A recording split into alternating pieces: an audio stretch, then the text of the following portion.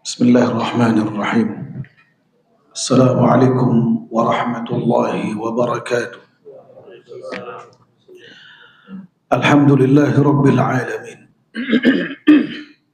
Wassalatu wassalamu ala nabiyil karimil amin. Rasulillah Muhammad wa ala alihi wa ashabihi ajma'in. Wa man sara ala nahjihi wa iqtafa atharahu wastanna bisunnatihi ila yaumiddin. Wa sallama tasliman katsiran amma ba'du. Faqala Allah subhanahu wa ta'ala ya ayyuhalladzina amanu taqullaha haqqa tuqatih wa la tamutunna illa wa antum muslimun. Jamaah sekalian, Bapak Ibu yang saya muliakan, memohon kepada Allah Subhanahu wa taala sebuah keharusan bagi kita agar selalu diberikan limpahan taufik dan hidayah dan karunia berupa ilmu yang bermanfaat, rezeki yang halal, dan diterima semua amal kebajikan kita. Memohon kepada Allah tiada hentinya agar kita selalu diberikan hidayah, petunjuk, keistiqamahan di atas Islam dan sunnah Rasulullah sallallahu alaihi wasallam sampai kita wafat dalam bentuk husnul khatimah. Jemaah sekalian, di antara hadis-hadis yang menjelaskan keagungan akhlak yang mulia, apa yang pernah Nabi sabdakan sallallahu alaihi wasallam ketika beliau ditanya, anna Nabiyya sallallahu alaihi wa alihi wasallam su'ila an aktsari ma yudkhilu an-nas al-jannata. Satu hari Nabi kita Muhammad sallallahu alaihi wasallam ditanya tentang apa atau sebab apa yang paling banyak memasukkan seorang hamba ke surga. Dengan kata lain, apa halnya? Sesuatu hal yang banyak memasukkan seorang hamba ke surga Allah Subhanahu wa taala. Nabi kita menjawab hanya dua, yaitu apa? Taqwallahi wa husnul khuluq. Takwa kepada Allah dan akhlak yang baik. Tentunya saling mengikat, karena jika kita mendengar kalimat akhlak, tentunya ada akhlak yang baik, ada yang tidak baik. Kemudian kalimat akhlak itu dengan makna yang menyeluruh. Pertama ialah akhlak kita kepada Allah Subhanahu wa taala. Disebut dengan hablum minallah. Hubungan kita kepada Allah Subhanahu wa taala. Akhlak kita baik ketika menerima perintahnya dilaksanakan. Ketika mendengar larangan Allah kita jauhi. Termasuk akhlak yang mulia. Kemudian akhlak kepada sesama manusia. Orang pertama yang kita berakhlak dengannya ialah Rasulullah sallallahu alaihi wa alihi wasallam. Dan ketaatan kita kepada Rasul sesuatu yang mutlak tanpa ada tawar-menawar. Bukankah di antara konsekuensi ucapan kita syahadatu anna Muhammadan Rasulullah sallallahu alaihi wasallam ialah ta'atuhu fima amara, yaitu mentaati Rasul sallallahu alaihi wasallam apa yang beliau perintah. Bahkan konsekuensi kedua ialah wa tasdiquhu fima akhbara, membenarkan apa yang telah Nabi kabarkan kepada kita. Ini di antaranya, sehingga tidak ada kata lain melainkan ia ketaatan mutlak kepada Nabi kita Muhammad sallallahu alaihi wa alihi wasallam. Kemudian taat ataupun berbuat baik, akhlak baik kepada orang yang paling berjasa kepada kita ketika ia melahirkan, kemudian membesarkan, mendidik sampai kita detik ini. Tentunya kedua orang tua kita sekaligus kedua mertua kita dan orang-orang yang kita cintai dari kerabat dan seterusnya. Bahkan akhlak secara umum ialah akhlak kepada semua manusia. Dan terakhir akhlak kepada selain manusia. Apa di antara contoh akhlak Islam tatkala kita hendak menyembelih hewan korban, bukan manusia tapi binatang ternak, tetaplah al-Islam mengajarkan akhlak yang mulia kepada hewan yang hendak kita sembelih. Itu yang Nabi sabdakan dalam sabdanya, innallaha katabal ihsana fi kulli syai'. Sesungguhnya Allah telah menetapkan, mewajibkan berbuat baik kepada segala sesuatu. Termasuk beliau sebutkan dua hal. Fa idza qataltum fa ahsinu al-qitlah. Tentunya tertuju kepada al-ghujum. Jika kalian hendak membunuh, tentunya membunuh yang namanya al-qisas, atau dalam peperangan membunuh yang hak, ya, maka hendaklah ia bagus dalam membunuh. Lihat dalam hukum pancung, tidak boleh kita potong kuping dulu, dicongkel matanya, enggak boleh, sekali saja sudah. Yang kedua, wa idza dzabhtum fahsinu adz-dzabha. Jika kalian hendak menyembelih hewan korban, maka perindah dalam menyembelihnya. Dengan cara apa? Falyuhidda ahadukum syafratahu. Hendaklah salah seorang menajamkan pisau sehingga dia cepat mati. Lihat akhlak kepada bukan dengan manusia, selain manusia, tetaplah muslim itu berakhlak yang baik. Nah, dengan manusia apatah lagi. Dan kajian kita masih menjelaskan tentang adab-adab kepada seorang hamba sahaya. Bayangkan kalau yang bukan hamba sahaya, lebih beradab lagi. Kita baca di antara hadis-hadis yang mengenai adab terhadap hamba sahaya, apa yang diungkapkan oleh Al-Imam Al-Bukhari rahimahullahu ta'ala. Beliau memberikan satu bab berbunyi babun liyajtaniba al-wajha fid darbi. Bab menjelaskan tentang hendaklah menjauhi hal atau jangan sekali-kali memukul wajah walaupun kepada seorang hamba sahaya. Gimana halnya hari ini kita dapatkan orang menyiksa, menyekap, dikerengkeng umpamanya, atau sengaja tidak diberikan makan selama 2 hari 2 malam, diiris, dicongkel matanya, dicabut kukunya, lalu ditampakkan video tentang keluarganya disiksa, diintimidasi. Ya, lihat kepada binatang ternak saja bukan termasuk adab yang baik jika kita hendak menyembelih, mengasah pisaunya di hadapan mata binatang tersebut. Sering kita ulangi, termasuk adab yang buruk dan dilarang oleh sang Rasul sallallahu alaihi wasallam ketika kita mengusung atau mengacungkan benda tajam di hadapan saudara kita walaupun bercanda. Ya, nah bagaimana kalau lisan yang tajam merusak, merobek, bahkan menghancurkan nama baik orang lain? Mari jemaah, adab yang tinggi ini kita akan bawa nanti di hari penghisaban.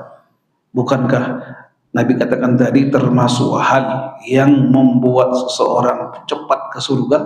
Ada 2 hal. Pertama, takwa kepada Allah. Yang kedua, akhlak yang baik. Dengan makna yang sangat luas sekali. Baik.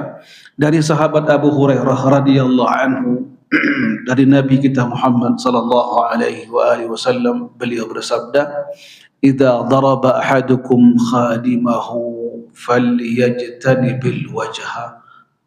Jika salah seorang kalian memukul pembantunya.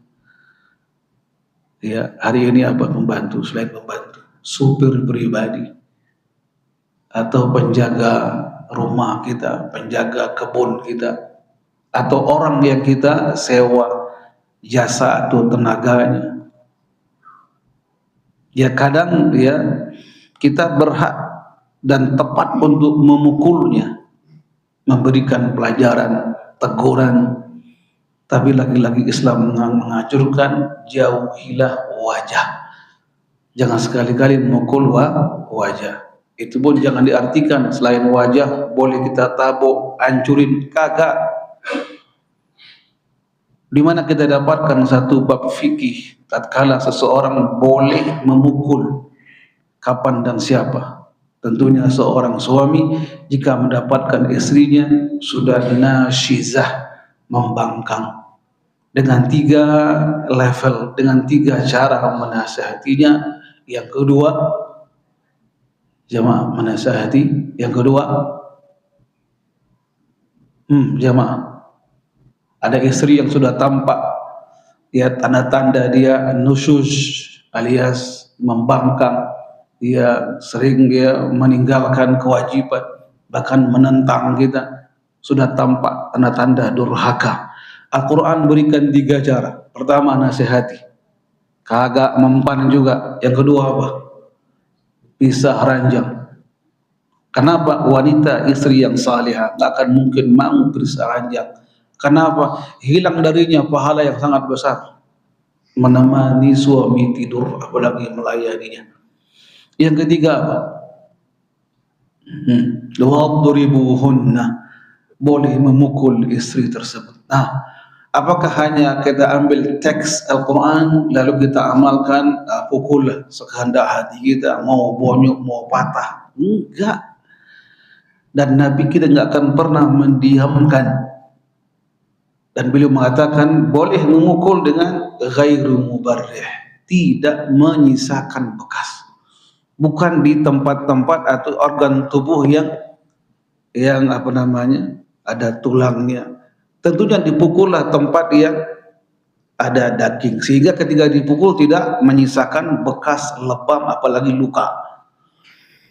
Itu pun memukul jemaah setelah ada cara 1 dan kedua.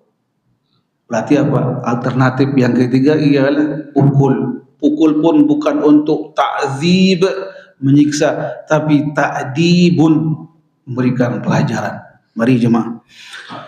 Keterangan yang menarik di sini ialah bahwasanya larangan memukul setiap atau semua anggota tubuh, termasuk yang paling dilarangan keras ialah wajah.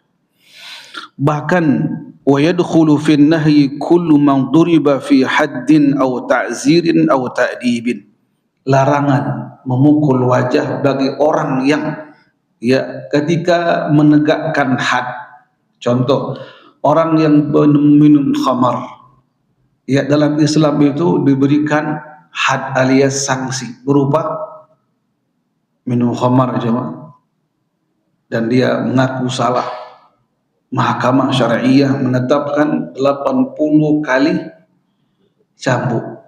Lalu sang algojo saking marahnya ditonjuk dulu. Nggak boleh. Hanya boleh dia pukul bagian punggung. Cambuk ataupun rotan yang dia pegang tidak boleh. Hanya sekedar.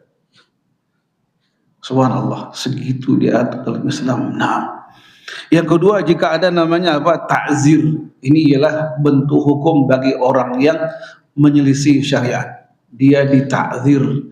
Hari ini ialah seperti hal diberikan pelajaran skorsing umpamanya, atau ketika seorang imam berbuat yang tidak senonoh, di-off-kan dulu selama 1 bulan. Jikapun ada sifatnya memukul, tidak boleh bagian wajah. Yang ketiga, au ta'dibin, seperti halnya mungkin seorang tuan atau seorang atasan atau kepala sekolah menghukum atau memberikan teguran kepada santri yang telah berkali-kali berbuat salah. Ketika disahkan atau boleh di sebuah pondok untuk memukul, hati-hati bagian wajah. Tapi hari ini tidak boleh memukul. Kadang bercanda saja, jewer, hati-hati. Berjewer nggak sengaja, hanya bercanda, bahkan tertawa si anak, tapi ketika dia pulang ke rumah, dia laporkan kepada orang tuanya yang berpangkat bintang 2. Siap-siap, hari Senin kita menjewernya, esok Selasa udah pindah ke tempat. Sama halnya perkataan yang selalu saya ulangi, jika ada guru, ini zaman now, Jika ada guru berani bawa rotan hari Senin, hari Selasa dia sudah pindah ke rutan. Artinya apa? Bukan kita katakan, oh berarti bagus dong. Atau sistem dahulu bawa rotan, pukul bagian, ya betis. Enggak juga. Lihat kondisi seorang guru yang baik ialah bukan langsung tabok, cubit, pukul, enggak. Bukankah ya anak-anak yang baik ketika diberikan ungkapan, dia diberikan wejangan, dia akan menurut. Ingat, mukul itu tentunya alternatif berakhir. Sudah berkali-kali dinasihati, bahkan datang orang tua, kemudian diberitahu di hadapan orang tua, kagak nerima juga. Begitupun kalau dibolehkan memukul. Tapi hari ini tidak boleh memukul karena termasuk KDRS. Nah, mari kemudian kita ambil hadis yang kedua dari sahabat Jabir bin Abdullah radhiyallahu anhuma wardahuma. Jabir bin Abdullah, dia seorang anak sekaligus bapak, kedua-duanya sahabat Rasul sallallahu alaihi wasallam. Ya, dia pernah berkata, satu hari marra an-nabiy sallallahu alaihi wasallam bidabbatin qad wusima yudakhinu mankhirahu. Qala an-nabiy sallallahu alaihi wasallam la'ana Allahu man fa'ala hadha la yasminanna ahadun al-wajha wa la yadribannahu. Satu hari Nabi kita pernah melalui seekor kuda. Ya, kuda atau binatang ternak yang lain, barangkali mungkin seperti sapi atau apapun namanya. Tapi sini ialah kuda. Ya, qad wusima, telah diberikan tanda dengan cara apa? Menempelkan besi yang panas di bagian pipi. Ya, tanda. Ya, faqala Nabi sallallahu alaihi wasallam, ketika beliau melihat tersebut, beliau memberikan satu peringatan keras. Bahkan beliau mengatakan, la'anallahu man fa'ala hadha. Doa, semoga Allah melaknat orang yang telah melakukan ini. Apa? Membuat tanda di wajah kuda atau binatang ternak. Pertanyaan, dalam sunnah itu dianjurkan memberikan tanda bukan di wajah, tapi selain wajah. Begitupun boleh nggak di kakinya? Nggak cocok. Yang paling tepat di mana? Di bagian tebal dagingnya, paha barangkali. Dianjurkan bagi binatang ternak yang hendak disembelih, atau tanda ini contoh ya kambing atau sapi wakaf, itu diboleh tanda. Begitupun ketika boleh diberikan tanda, hati-hati di bagian wajah. Pertanyaan, tato yang hari ini kita dapatkan sebagian orang nggak perlu dalil yang ini. Tapi apa? Dalam banyak hadis disebutkan la'anallahu al-wasimah wal mutawassimah. Allah melaknat orang yang bertato dan yang mentato. Hati-hati semua. Yang hari ini kita dapatkan orang bangga dengan tatonya, atau dia menganggap aku yang paling kuat. Ketika bertato lambang apa? Kuat, perkasa, jawara, lalu langsung takut orang. Enggak, biasa aja. Ingat, artinya apa? Dilarang, bahkan terlaknat bagi orang yang mentato dan yang ditato. Baik. La'anallahu man fa'alaha. Sebuah doa.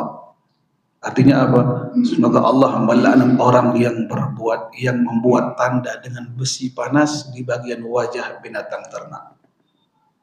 Lalu kemudian, la yasminanna ahadun al-wajh. Jangan sekali-kali kalian, wahai manusia, kata Rasul, kalaupun berhak ataupun binatang ternak yang berhak diberikan tanda, jangan di bagian wajah. Wala yadribannahu, dan jangan sekali-kali memukul hewan ternak, jemaah. Kecuali ya kalau kita mungkin naik kuda, mukulnya dengan baik.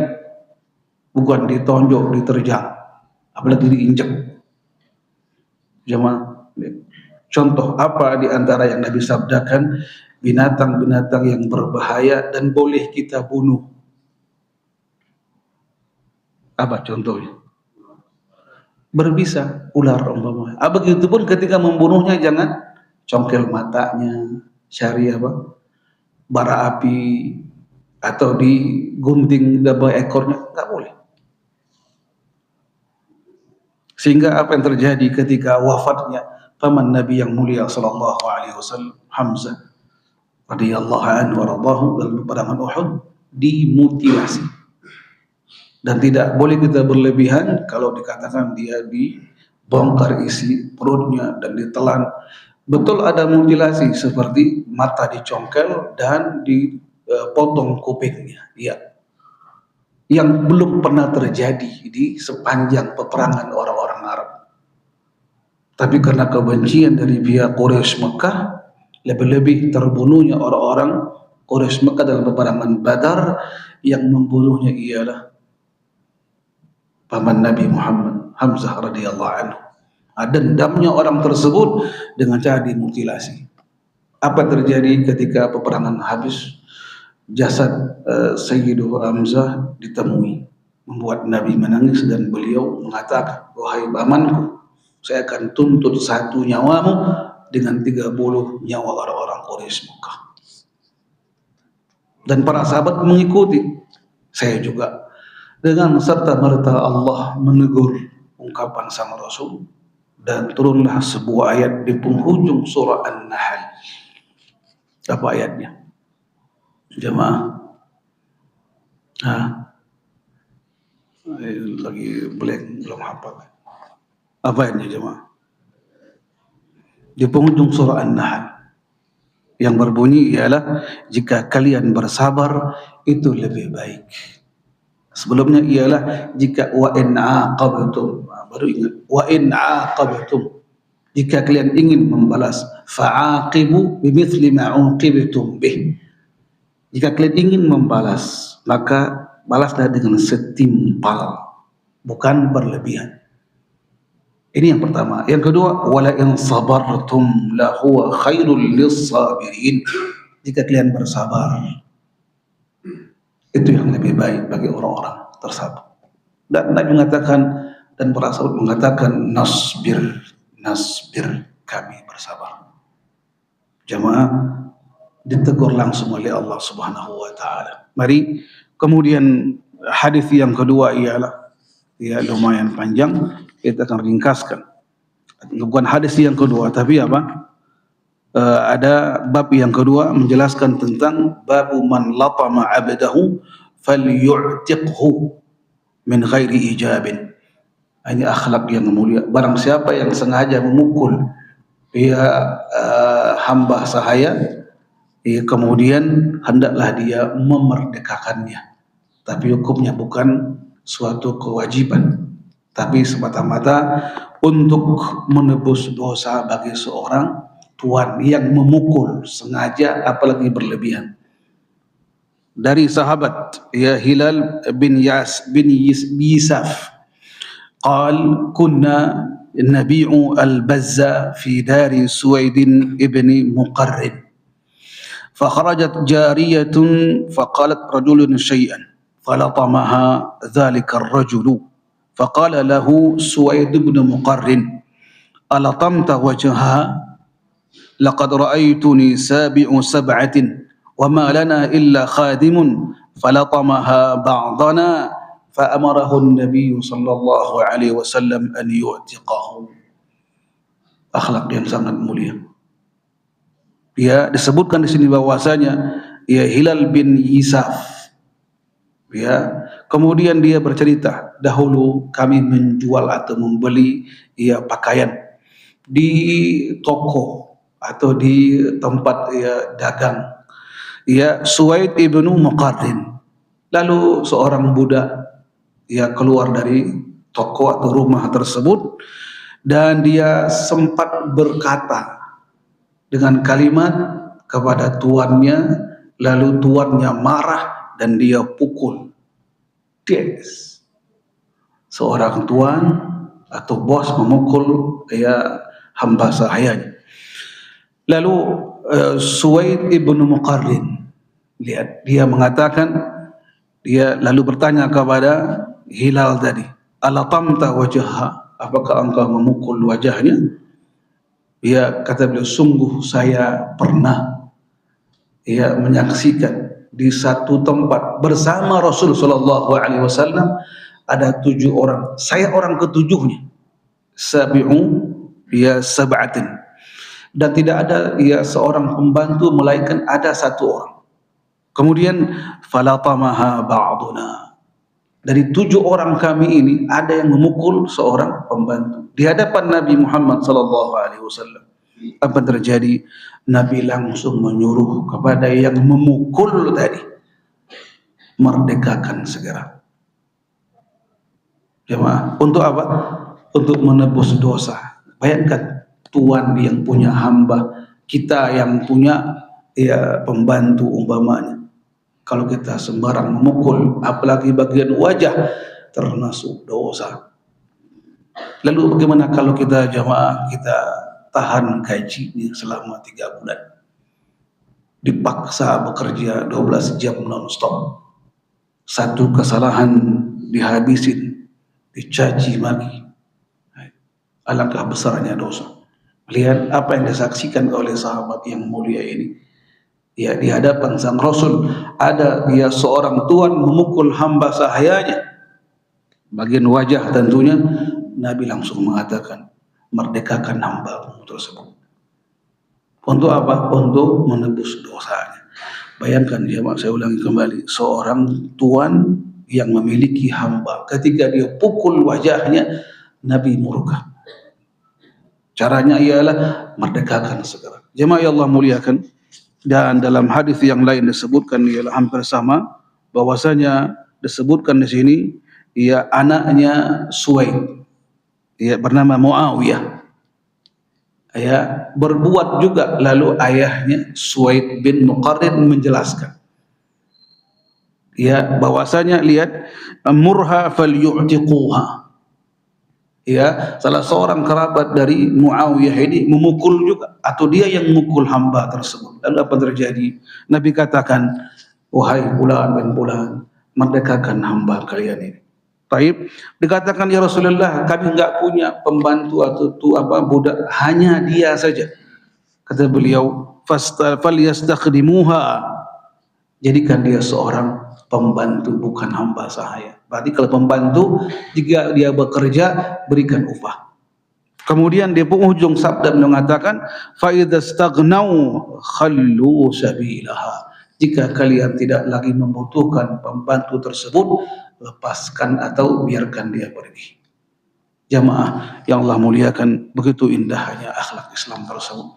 Dan sengaja Al-Imam meletakkan di kitab beliau tentang bagaimana akhlak seorang tuan di hadapan pembantunya, ataupun seorang tuan di hadapan budaknya ketika dia memukul bagian wajah. Apa yang terbaik? Merdekakan segera. Hari ini enggak ada budak aja, tapi apa yang kita miliki seperti apa? Pembantu, supir, penjaga kebun. Hendaklah kita berbuat baik dalam segala hal.